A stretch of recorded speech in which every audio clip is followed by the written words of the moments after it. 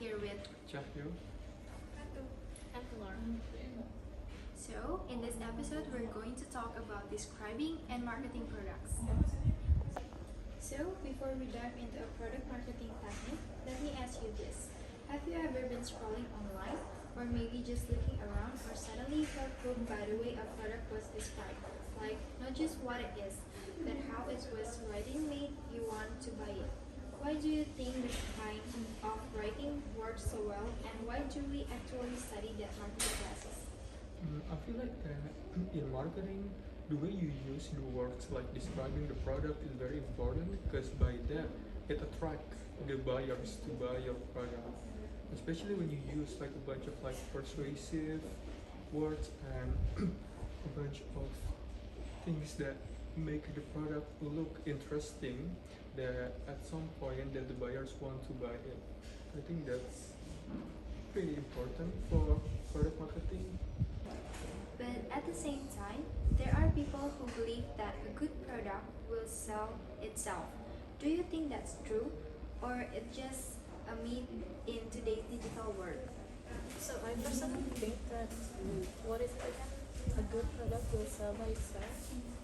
So I think that's not true because once a company or small business is making good products but without any try to do advertisement, it's not gonna work. So I think advertisement creativity is especially needed in that case. Do you like? What do you think? I agree with your opinion because the promotion will be really important for the product because if not with the promotion everyone will not know your product. Let's say we agree description matter how can we write one that's persuasive, but still honest. Like how do you avoid sounding too salesy or overhyped? If we want our product to not be sounding too overhyped or like being real honest, it's like find good influencer to review your products and be brutally honest about the product that you sell on the internet. But not only that, what do you think, Chaya? I don't know. For me, it feels like some product or like some company would like overclaim their product, and that that kind of like attracts buyers, even though that not honest and like not being. Ulang deh. I feel like for me, like, well, in my opinion, some company or like some products would put like a description that are like not honest because they don't want to be salesy or like to be overhyped, and by that they will put like overclaim description to attract buyer because if they promote their product like too salesy or overhyped, the audience would think that it's too not, much. It's not worth Yeah, to it's buy. not worth to buy. So instead of like making the product like overhyped or like making the promotion to salesy, they tend to use like an overclaim kind of description to persuade buyers to buy their product. And speaking of honesty and connection, one of the key principles is knowing your ideal buyer. In real life, especially for students or small business, how do we actually figure that out?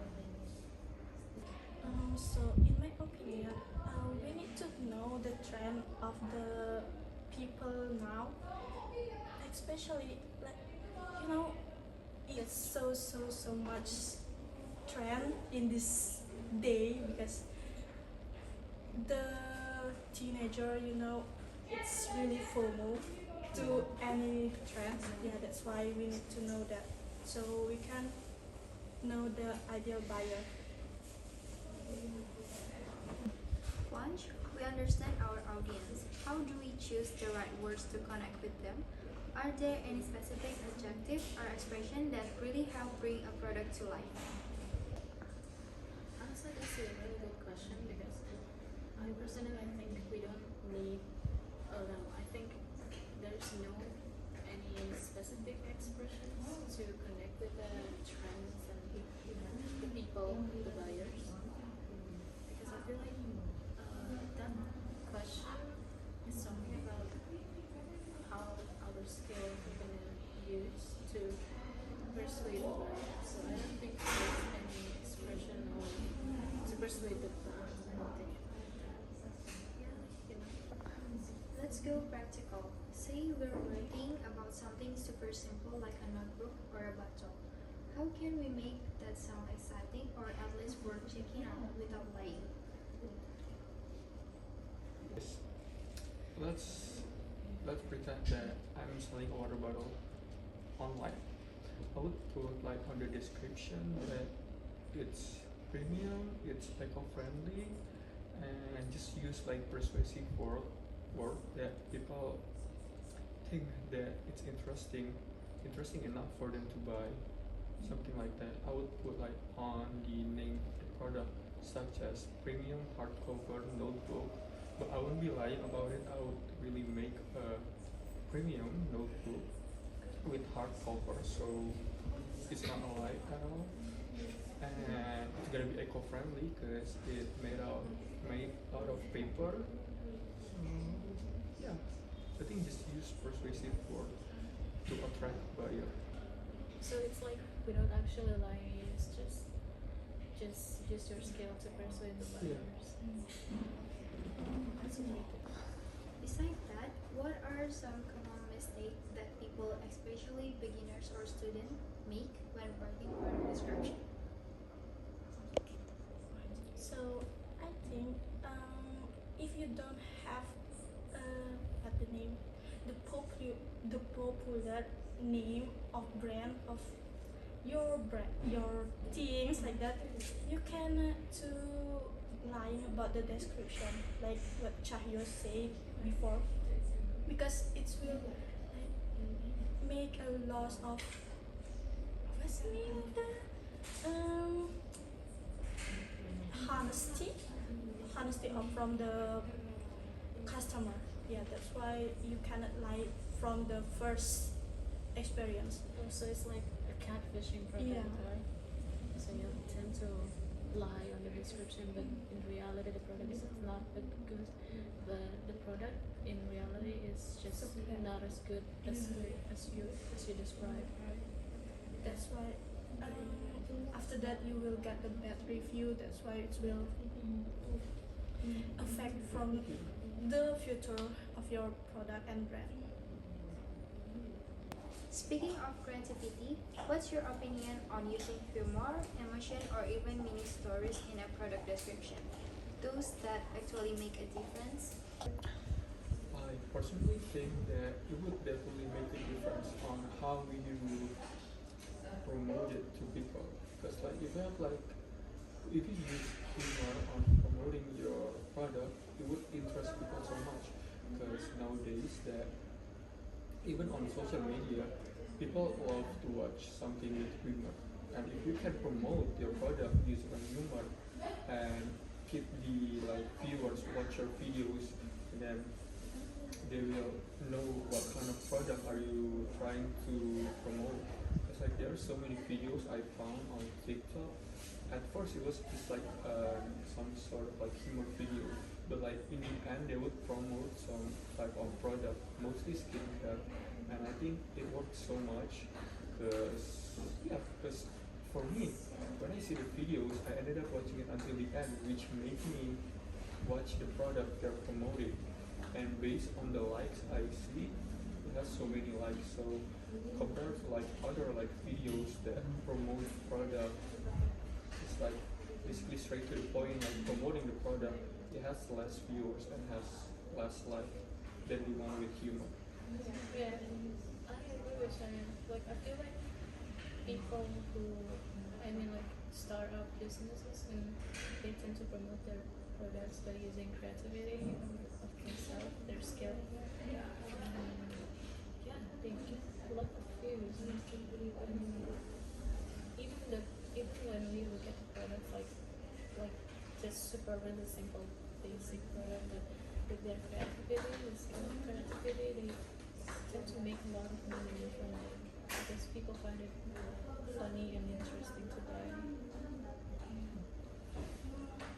But you know, guys, I don't really like that. Not that hate, not that hate, but you know, if it's not like in one way of the product, you know, like this humor is presenting about something like across the product. I think it's really hard to find the function of the product, yeah. But I like the humor of the promoting product, so yeah, it's okay for the creativity. Yeah, that's the thing because people nowadays find weird things is funny and interesting. That's why when you don't actually promote the products but you're talking about humor, Mm. they actually think that's funny. Yes. Even though the video would be like not like different from the product they're like promoting, but I mean like in the end they still promote the product in a way, like because like they will find a way of like connecting the dots between like the first video, the humor video, and the promotion video, even though it's two different things. They always have a way for it, and that's what makes it interesting.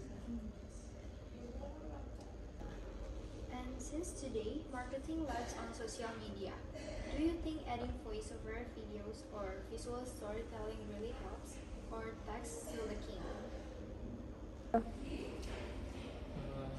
No, I feel like in promoting products, I think people are more interested in videos nowadays instead of text. So if you're asking like, is text still the king? I don't think so. It's like there's many products that use platforms such as TikTok or Instagram, and of course the post they will use a video for it, and either they're gonna use like voiceover, storytelling, or like some sort of like edits. Yeah, I think that's the thing nowadays. Like people barely read on like the product description. They're more interested in like the videos, like the visual what they are like showing on the videos. They're more interested in that kind of thing instead of like reading the whole description. They want it straight to the point. So I think that's the thing why people barely read. This has been super insightful. So, to wrap up, if you could give one simple piece of advice to someone writing a product description for the first time, what will it be? For me, I think it's not to lie, because if you're like a beginner and you just like sell a new product, you need the reviews from people, and if they give you like a bad reviews, you'll be bad for your product, and people will not buy your product because it has bad reviews. Yeah, same. I agree with Sahil because I feel like for startup, my advice would be same probably like Chayo's opinion because like if the people who start up business, they tend to write many paragraphs only just to describe their product. It's not gonna be effective. So I think like straight to the point and not lying, but still persuasive enough to attract the buyers is the main thing to do. Just make it short and straight to the make point. it short and straight to the point. But still, like they still have to put some creativity in the description, like make it more fun and stuff like that. Yeah. Start learning editing video. Yeah, For yeah. Yeah, That's simple. adding the visual, right? Yeah, the visual is really the point today. That's all for today's episode. Thank you so much for listening. We hope this discussion about describing and marketing products can give you a useful insight. Once again, we student from International Business Management Program in Polytechnic Negeri Bali. See you again next episode. Bye!